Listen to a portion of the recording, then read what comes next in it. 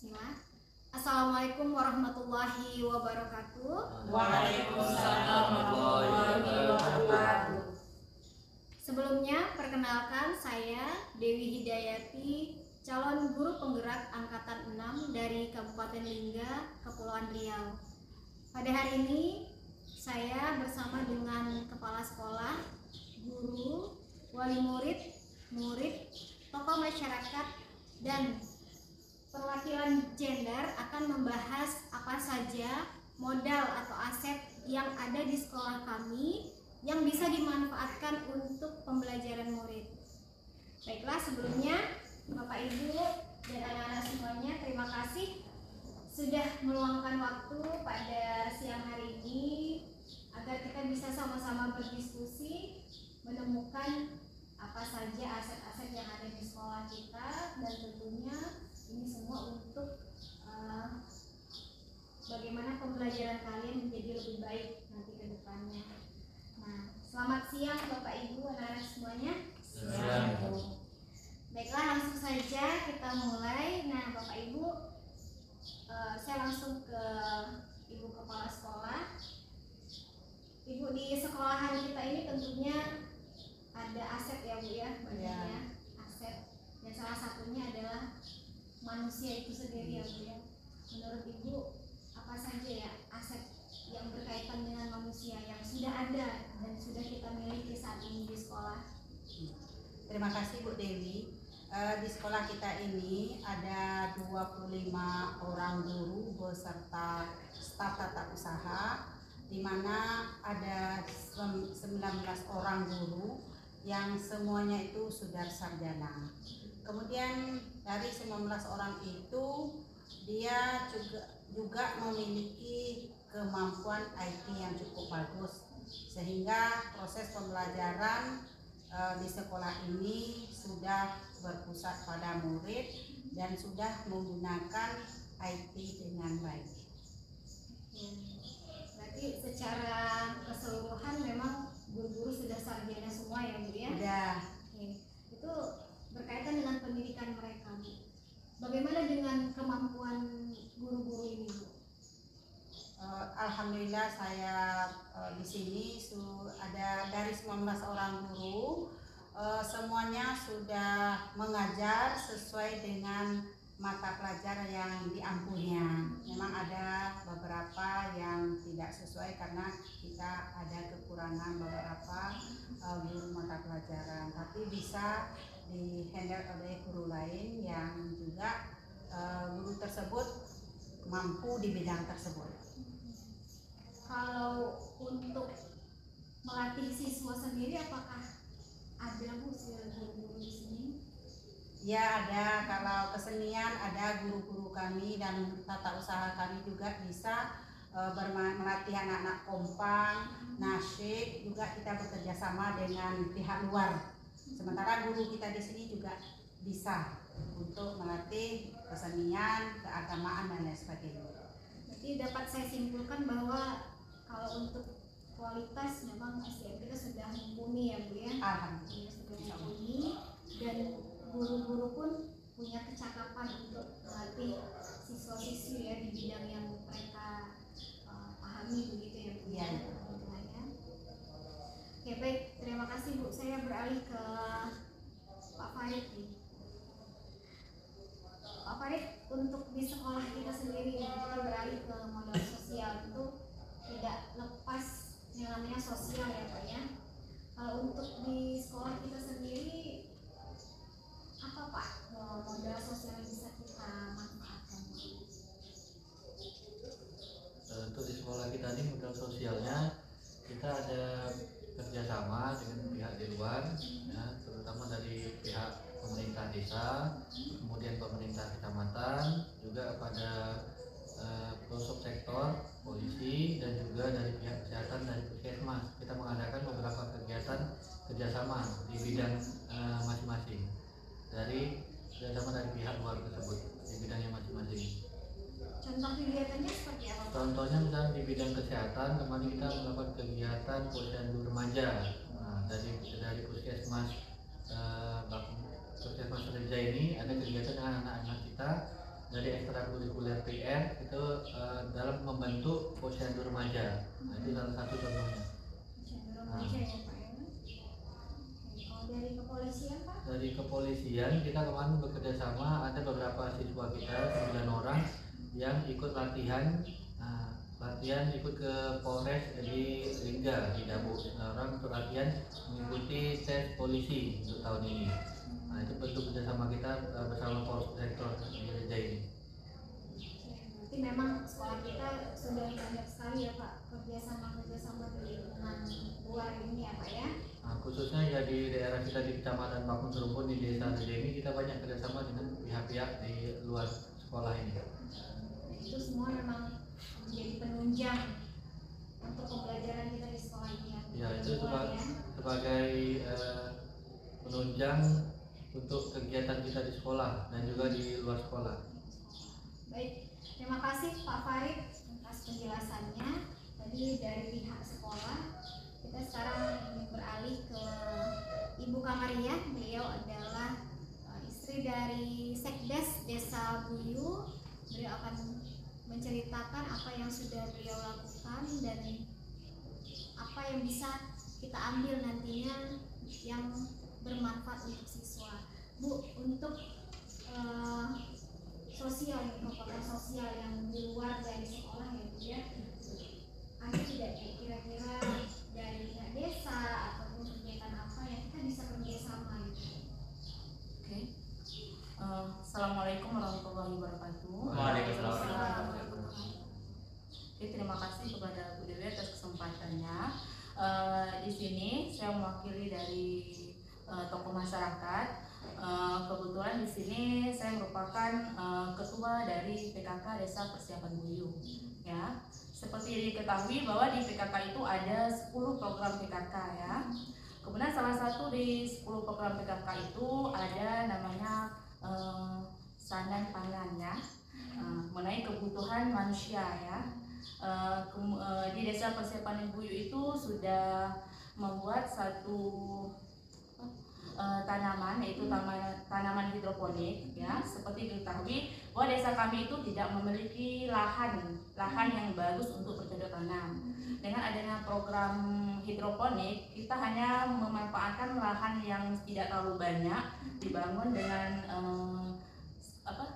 dengan kemajuan yang sekarang ini menggunakan hidroponik, berarti kita tidak memerlukan lahan tanah kan, hanya bangun yang berdiri tegak menggunakan papan atau menggunakan kayu dengan bahan-bahan yang sudah disediakan. Di sana kami melatih ibu-ibu PKK yang diturunkan langsung dari orang kabupaten untuk menanam tanaman tersebut. Dan alhamdulillah sampai hari ini sudah hampir 11 kali kami panen. Kemudian kami sudah membeli bibit yang baru. Gunanya di sini masyarakat di daerah kami itu kan sayurnya hanya masuk seminggu 1 kali Bu, karena penghasilan kami di sana adalah ikan laut kan. Jadi sayur itu hanya 1 minggu. Dengan adanya PKK dalam hal tersebut bisa membantu masyarakat mengkonsumsi sayur-sayuran agar menghindar misalnya stunting untuk anak-anak di usia yang masih kecil gitu. Kemudian kalau di sini bisa kita bekerjasama di pihak sekolah, mungkin dari kami bisa kita bekerjasama dalam memberikan contoh atau melatih peserta didik kita supaya bisa bisa melakukan atau bisa bekerja sama untuk menanam tanaman hidroponik seperti yang ada di desa kami, seperti itu. Wah, ternyata sudah 11 kali panen ya Bu ya? Ya, alhamdulillah. Tanamannya bermacam-macam ya, ada kangkung, ada bayam, ada sawi, ada 3 tanaman. Jadi memang ini yang selama ini kami tidak ketahui, ternyata di sebuah desa sudah mengembangkan teknologi sayur mayur gitu ya Bu ya. Dan ini bisa menjadi ide bagaimana nanti ya Bu di sekolah kita bisa juga Bu ya mengadakan itu. Soalnya sudah ada nih yang bisa tinggal menularkan ilmunya lagi ke sekolah kita. Mantap, keren sekali apa yang sudah dilakukan Ibu Ketua PKK beserta timnya, sangat bermanfaat sekali. Terima kasih Ibu atas penjelasannya. Baiklah, selanjutnya kita akan bahas tentang modal politik. Nah, saya akan kembali kepada Ibu Masda selaku kepala sekolah.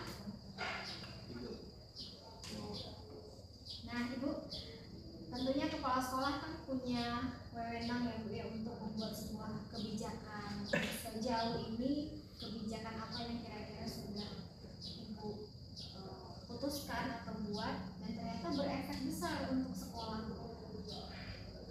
Terima kasih Bu Dewi. Di sini saya melihat kelemahan dari sekolah saya kemarin itu terutama masalah air. Saya mengambil keputusan dan minta dukungan dari guru-guru semua supaya air itu semuanya ada di setiap kamar mandi dan dapat dipergunakan oleh seluruh siswa dan guru. Dan alhamdulillah hal tersebut sudah terlaksana. Dan juga saya merasakan ruangan kelas ini sangat panas. Satu-satunya jalan yang bisa kita lakukan adalah menyediakan sel surya untuk kipas angin di dalam kelas untuk siswa. Karena kalau di ruang guru, kepala sekolah dan tata usaha itu sudah tersedia semua. Yang belum ada di ruangan kelas. Rencana saya dalam waktu dekat kebijakan yang akan saya ambil adalah menyediakan sel surya untuk menghidupkan kipas angin di ruangan kelas siswa. Ini terobosan yang baru ya Bu di sekolah ini, karena mengingat memang yang kami rasakan ketika mengajar di siang hari, guru panas, siswa pun juga ikut panas gitu ya. Baiklah, terima kasih Ibu.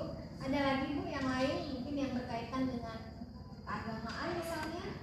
Di sini karena kita punya modal musola kita sudah ada, saya langsung mengambil kebijakan terbaru yaitu mengadakan maghrib mengaji. Saya berkoordinasi dengan kawan-kawan semua, guru dengan siswa, sehingga sekarang sudah terlaksana maghrib mengaji itu dari mulai hari Senin sampai hari Kamis. Maghrib mengaji diisi sholat maghrib berjamaah, dilanjutkan dengan tausiah singkat, belajar mengaji, belajar masalah sholat dan lain sebagainya. Kemudian kami sholat isya berjamaah dan pulang. Kemudian pagi juga ada literasi pagi. Kadang-kadang kami ganti dengan mengaji, membaca Al-Quran, surat-surat pilihan. Kalau masih ada waktu, kami lanjutkan dengan tausiah singkat. Kebetulan kita sudah punya ustadz yang memang mampu di bidangnya. Setiap pagi kita laksanakan seperti itu, literasi pagi. Kalau ada waktu, kemudian ada program yang sudah lama, memang sudah ada kegiatan rohis setiap hari Jumat pagi. Itu anak-anak jam 7 sudah masuk ke musola. Bagi yang bertempat tinggal di Rejai, dia jam 7, paling lambat 7.15 sudah berada di musola kita untuk melaksanakan literasi pagi, mengaji dan tausiah singkat tersebut. Jadi sudah banyak kebijakan-kebijakan yang Ibu buat dan memang terasa ya Bu ya efeknya ya kepada siswa ya peserta didiknya. Baik, terima kasih Ibu penjelasannya. Kita lanjut ke modal agama dan budaya. Nah, ini saya ke Pak Farid. Pak, untuk agama sendiri di lingkungan kita seperti apa Pak? Terima kasih Bu Dewi ya. Sedikit dijelaskan untuk agama terpercaya ini peserta didik kita ada beberapa orang ya, mungkin jumlahnya 4 orang yang beragama Buddha. Jadi mereka dari pihak sekolah memberikan kesempatan untuk melaksanakan kegiatan belajar mengajarnya pada hari Minggu dan menggunakan ruang kelas kita. Jadi setiap hari Minggu itu gurunya datang dari Dabu ya, datang kemudian mengajarkan kepada peserta didik kita yang beragama non muslim ini, beragama Buddha ini untuk belajar. Jadi mereka tetap melaksanakan pembelajarannya. Kemudian untuk kita yang beragama muslim, kita diwajibkan setiap hari Senin sampai Sabtu ini kita melaksanakan sholat zuhur berjamaah bersama rekan-rekan majelis guru dan tata usaha lainnya. Jadi kita sama-sama membiasakan anak-anak kita ini khususnya yang muslim untuk melaksanakan sholat zuhur berjamaah. Mungkin imbasnya mudah-mudahan manfaatnya nanti akan dilaksanakan juga dia di rumah, karena sudah terbiasa kita laksanakan di sekolah setiap hari berjamaah. Nah insya Allah mudah-mudahan anak-anak kita melaksanakannya berjamaah juga bersama keluarganya di rumah. Itu untuk dari agama atau kepercayaannya dari pihak dari kegiatan kita di sekolah. Terima kasih. Berarti ada 2 agama ya Pak di sekolah kita ya? Ya, ada 2 agama. Mereka ini bagaimana Pak dalam keseharian? Apakah ada yang pernah misalnya saling ngejek atau gimana Pak? Alhamdulillah sampai saat ini kita untuk pergaulan peserta didik kita yang berbeda agama, baik yang Islam maupun Buddha, itu sangat berbaur ya, saling toleransi. Nah, jadi jika yang agama Islam sedang melaksanakan ibadah, yang agama lain ini tidak ada mengganggu atau menghalangi kegiatan tersebut. Begitu juga kita yang agama Islam tidak ada menghalangi atau mengganggu kegiatannya untuk belajar atau ibadah lainnya yang agama Buddha. Jadi tetap terjaga, untuk berteman pun mereka bercampur baur, tetap tidak ada permasalahan. Nah, seperti itu Bu. Toleransinya tinggi ya Pak ya? Toleransi untuk sesama umat beragamanya kita bisa jaga. Baik, terima kasih Pak Farid. Selanjutnya ini kita akan bicara tentang budaya. Mau ke Syahriza ini. Menurut Syahriza sendiri sebagai siswa, apa yang telah Syahriza rasakan sendiri? Apakah ada selama ini kegiatan-kegiatan sekolah yang mengaitkan dengan budaya di mana Syahriza tinggal? Terima kasih Bu. Mohon izin.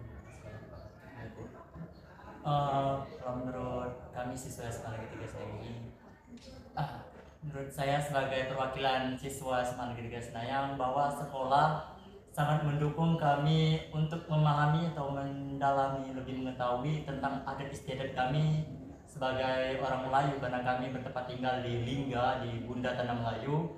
Jadi sekolah sangat mendukung, sehingga sekolah mengundang ketua alam kecamatan untuk datang memberikan penjelasan tentang adat istiadat kami sebagai orang Melayu. Contohnya kemarin itu ada kami belajar tentang cara berpakaian yang patut sebagai seorang Melayu. Jadi pihak sekolah mengakomodasikan, ya, mengakomodir bagaimana siswa bisa langsung tahu adat istiadat gitu ya. Dan gimana perasaan Syahriza saat dapat materi seperti itu? Ya senang lah Bu, soalnya kan kami pengen banget mengetahui lebih dalam gitu, bagaimana sih sebenarnya cara pakainya orang Melayu, tentang adat istiadat lainnya. Kalau perlu kami ingin lebih mengetahui lebih dalam lagi. Jadi ketika sekolah mengundang LAM untuk memberikan pengarahan kepada siswa, kami sangat senang. Jadi apa yang dilakukan oleh sekolah itu sesuai dengan Sesuai. kebutuhan Siap. peserta didik ya? Iya. Oke, baik, terima kasih Syahriza penjelasannya. Kita akan beralih lagi ini ke model fisik yang ada di sekolahan ini. Nah, saya akan kembali ke Ibu Kepala Sekolah. Nah, Ibu, model fisik yang ada di sekolahan ini yang bisa menunjang pembelajaran apa saja ya Bu? Terima kasih Bu Dewi. Kalau modal fisik kita sudah hampir lengkap. Di sini kita punya ada ruang kepala sekolah, ada ruang guru, majelis guru, kemudian ada juga ruang tata usaha. Ruang kelas ada 6 karena kelas yang di sini yang di Rejai ada 6 kelas. Kemudian ada ruang perpustakaan, kemudian ada ruang labor TIK, labor kimia, labor IPA, kemudian musola, kemudian ada juga perumahan kepala sekolah, kemudian WC sudah banyak, sudah mencukupi, dan ketersediaan air sudah ada. Secara keseluruhan kita tidak ada masalah ya Bu untuk modal fisik ya? Menurut saya belum ada masalah. Belum ada masalah, dan infrastruktur juga tercukupi semuanya. Baik, ini semua ini bisa kita manfaatkan untuk pembelajaran murid ya. Baik, terima kasih Ibu. Kita beralih kembali, ini akan membahas tentang modal lingkungan. Nah, untuk modal lingkungan ini sendiri saya akan bertanya kepada wali murid yang hadir pada siang hari ini, bagaimana lingkungan bisa menjadi penunjang juga untuk pembelajaran siswa di sekolah. Pak Dedi, selamat siang. Iya. Oke, Pak Dedi, lingkungan kita tentu kan berpengaruh ya Pak untuk pembelajaran siswa. Nah, menurut Pak Dedi sendiri, apa ya yang bisa kita manfaatkan Pak di lingkungan yang ada di luar sekolah yang bisa menunjang pembelajaran siswa Pak?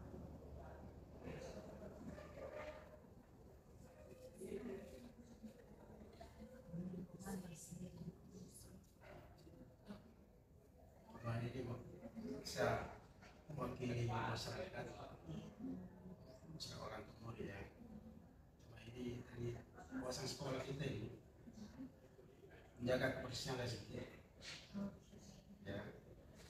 Kebersihan ya Ya, berarti ya. kebersihan yang paling penting. Kemudian ada lagi Pak Dedi. Masalah tanaman sudah ada, rambut bunga sudah ada, pohon untuk sudah ada. Kalau untuk bunga-bunga sendiri itu dari mana Pak? Apakah siswa bawa dari rumah atau sekolah dulu gitu Pak? Ada dari siswa, ada dari sekolah juga. Ini siswa bawa dari rumahnya masing-masing begitu ya Pak ya? Oke, jadi tanaman yang ada di sekitar sini bisa dibawa ke sekolah dan kita tanam ke sekolah. Bisa begitu ditanam ya? lagi kembali. Tanam kembali. Oke, baik, terima kasih Pak Dedi. Pak Dedi, ada masukan atau saran untuk sekolah?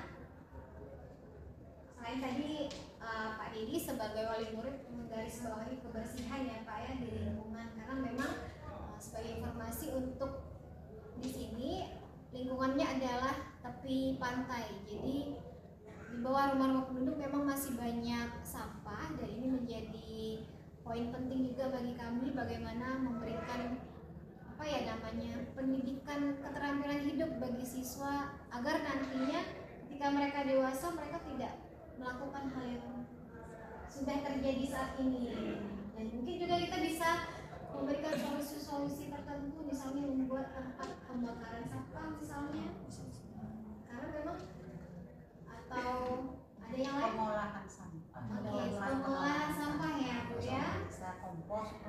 Oke, berarti nah ini ada ide baru nih ya, berarti dapat bahwa pengolahan kompos ya Bu ya. Kalau sampah plastik buat kerajinan tangan yang bisa dimanfaatkan oleh siswa, oleh kita semua. Ya, pengolahan sampah ya Bu ya. Ya, membuat pupuk kompos. Karena kita banyak daun-daun. Jadi kita memanfaatkan nih lingkungan lagi kotor, kotornya kita alihkan dengan pengelolaan begitu ya Bu ya. Dan bisa jadi ini kita buat di sekolah begitu ya maksud Ibu. Ya, rencana saya seperti itu untuk sampah-sampah ini yang organik kita satukan, anorganik kita bedakan. Nah, yang anorganik mana yang bisa kita olah menjadi kerajinan tangan, yang organik ini kita jadikan nanti menjadi pupuk kompos. Itu rencana ke depan. Kelemahan menjadi kekuatan ya Bu ya. Ya. Nah, mudah-mudahan nanti ini terwujud ya Bu pengolahan sampah ini. Sehingga nanti anak-anak udah tahu caranya, mereka bisa buat dulu di rumah masing-masing. Kalau semua penduduk sudah paham tentang pengolahan sampah, ya benar bersih, mengkilat ya pantai kita ya. Oke, baik, terima kasih. Nah, selain itu, saya akan beralih ke siswa saya, namanya Feby. Dalam hal ini Feby akan mewakili perwakilan gender. Jadi gender ini kan berkaitan dengan peran laki-laki dan perempuan sebenarnya ya Feby. Nah Feby, untuk di sekolah sendiri ada tidak Feby merasa dibedakan karena perempuan misalnya, terus tidak diberikan kesempatan tertentu misalnya, atau karena perempuan dan Feby misalnya pintar Feby terus gitu, ada tidak perlakuan begitu yang Feby rasakan? Terima kasih Bu, Bapak Ibu semua. Selama Feby sekolah di sini, alhamdulillah tidak ada perbedaan antara yang pintar dan yang bisa saja, antara anak guru dengan anak orang bisa. Setelah itu mengenai lingkungan, sekolah kita memiliki memiliki lahan yang kosong. Dan di situ kita dapat melakukan suatu kegiatan yaitu bercocok tanam. Apabila tanah tersebut tidak cocok untuk bercocok tanam, kita bisa melakukan dengan aksi tanaman hidroponik seperti yang dilakukan oleh PKK. Atau kerjasama dengan masyarakat. Berarti Feby punya ide nih ya bahwa di sekolah kami memang ada lahan kosong ya. Jadi bagaimana lahan ini nantinya dimanfaatkan untuk bercocok tanam ya. Dan apakah ada mata pelajaran tertentu yang bisa mengarah ke sana, Feby? Bisa Bu, satunya contohnya di pelajaran mulok. Pelajaran mulok ya. PKW. Bisa juga ya. Jadi apa yang ada di sekolah kami bisa dimanfaatkan untuk penunjang pembelajaran kalian sebagai siswa-siswi ya. Oke baik, nah ternyata kita banyak menemukan aset dan modal yang ada di sekolah maupun di lingkungan sekolah kita. Nah baik, terakhir kita akan bahas modal finansial. Modal finansial ini saya kembali ke Ibu Masda yang lebih mengetahui, dan nanti Bapak, Ibu, dan anak-anak semua boleh menanggapi ya. Dan tentunya perputaran atau roda operasional sekolah ini tidak jauh dari namanya finansial. Nah menurut Ibu sendiri, finansial kita atau model finansial kita dari mana Bu yang paling kuat Ibu? Terima kasih Bu Dewi. Modal finansial di sekolah kita yang paling kuat yang utama adalah tentu dana BOS. Dana BOS itu disesuaikan dengan jumlah siswa. Itulah yang kita gunakan untuk proses pembelajaran di sekolah ini. Kemudian selain dana BOS juga kita punya dana SPP untuk penunjang di mana dana BOS tidak mencukupi untuk kegiatan-kegiatan di sekolah ini. Kemudian itu juga kita punya kantin. Kantin itu kita memberdayakan anak-anak dan orang tuanya untuk berjualan di sekolah dan sekolah mengambil dalahnya. Dari dalah tersebutlah nanti dimanfaatkan untuk kesejahteraan guru juga, kemudian untuk biaya perawatan di kantin itu sendiri. Itulah yang kemudian kita juga ada serbu setiap hari dari anak-anak untuk pembangunan musola kita ini, karena musola kita ini tidak mencukupi kebutuhan siswa kita itu 176 orang, sementara musola kita itu ukurannya 7x7. Maka saya berinisiatif dan sudah melihat juga di sekolah-sekolah lain, ternyata iuran serbu itu per anak per hari beserta guru dan orang tua sangat besar hasilnya. Sekarang kita sudah hampir finish pembuatan teras musola kita ukuran 2x8 yang menelan biaya sekitar 15 juta rupiah. Sudah hampir finish. Dan itu didapat dari gerakan serbu itu ya? Ya, murni dari kegiatan serbu itu, belum banyak yang dari kita mengadakan proposal keluar, belum ada lagi. Itu murni dari anak-anak, orang tua dan guru. Sudah berapa lama Bu gerakan serbu ini dilakukan? Baru mulai Januari dulu, tahun ajaran semester 2 ini, Januari Februari udah hampir 2 bulan dan sudah menghasilkan duit uang sebesar hampir 10 juta. 10 juta. Wow, luar biasa ya. Jadi tidak disangka-sangka ternyata kita bisa ya tanpa proposal Ya, bersama kita bisa sedikit setiap hari rutin, dan alhamdulillah ada hasilnya. Dan terima kasih Ibu, banyak sekali wawasan baru bagi saya tentunya untuk belajar bagaimana menjadi pemimpin pembelajaran ya Bu ya. Dan saya ucapkan terima kasih untuk Pak Farid selaku guru, kemudian Syariza sebagai murid, Pak Dedi, terima kasih waktunya, Ibu Kamaria, terima kasih, dan Anak Dedi, terima kasih. Mudah-mudahan sekolah kami bisa memanfaatkan dengan baik apa yang sudah ada atau aset-aset yang sudah ada di sekolah maupun yang ada di lingkungan luar sekolah. Saya tutup diskusi kami pada siang hari ini. Mohon maaf jika ada salah kata. Saya akhiri. Assalamualaikum warahmatullahi wabarakatuh. Waalaikumsalam warahmatullahi wabarakatuh.